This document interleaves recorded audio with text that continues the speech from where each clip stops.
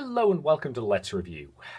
Well, it's Halloween today, and while we don't go into it in this country anywhere near as much as the Americans do, I still figured I'd take the opportunity to talk about horror in video games, and why, to my mind, it almost never works. Specifically, I want to give the one example of a time that a video game has genuinely scared me. And to talk about it, we must once again, for the second time in 2 days, go digging in the crate.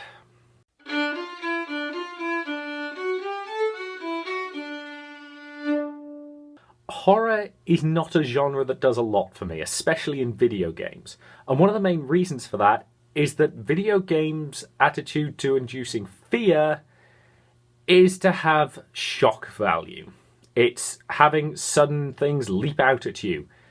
And while that might make you jump, that's not true fear. Shock and fear are completely at opposite ends, in my opinion. Shock is there, and then it's gone.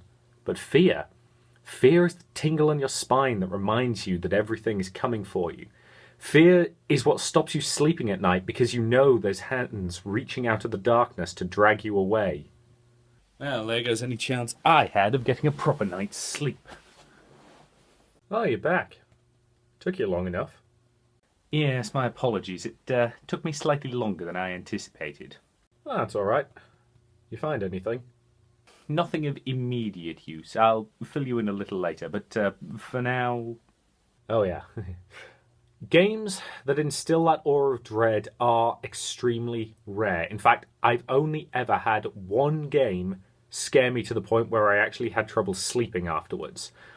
And if we're being more precise about this, it wasn't the game itself, it was one particular level within that game. Ladies and gentlemen, Thief Deadly Shadows. I don't actually have a proper box for this one. And why exactly not? Because I got my copy as a freebie with some PC speakers I bought years ago. Thief Deadly Shadows is actually a very good game, and it was the first Thief game that I actually played.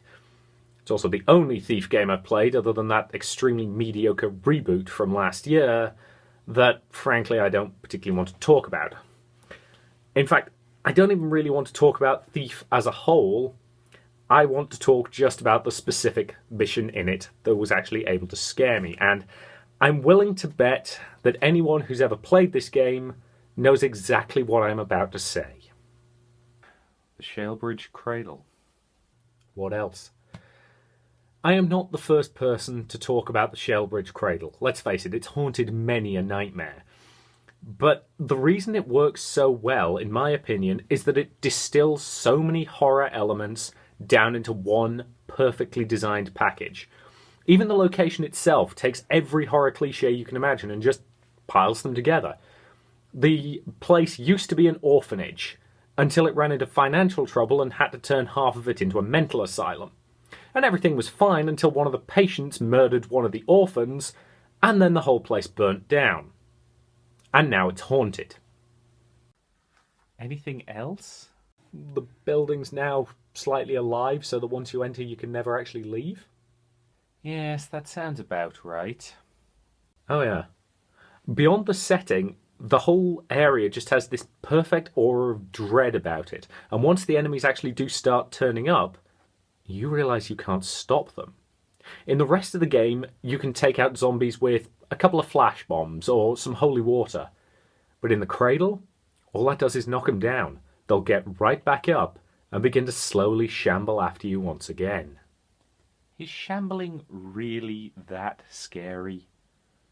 I would say yes, in much the same way that enemies that suddenly jump out at you aren't scary, neither are enemies that charge at you. But enemies that shamble slowly towards you while you can do nothing to stop them, that just builds up a slow feeling of terror, especially when your only real option is to flee. And then, of course, they throw in the single creepiest thing ever created by horror writers. A creepy little girl. A creepy little girl.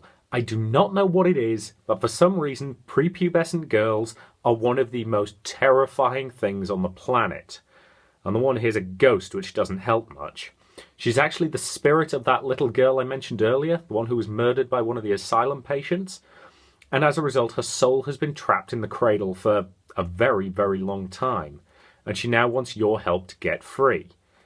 And this is particularly creepy as, well, frankly, you have no idea if letting her out is a particularly good idea or not. Unfortunately, you don't have a choice in that regard. And is helping her actually a good idea? Well, that will be telling. In my opinion, the cradle is pretty much the ultimate expression of horror in video games. It establishes a feeling of fear and dread in a way that I've never encountered anywhere else. I don't doubt that there are other games that have managed it, but to my mind, the cradle is pretty much perfect. And for Halloween, it's exactly what I could want. Now, if you'll excuse me, somewhere around here, I think there is a fairly sizable bowl of tiny chocolates with my name on it. I'll see you later. Don't you want to hear my news? Tell me next week.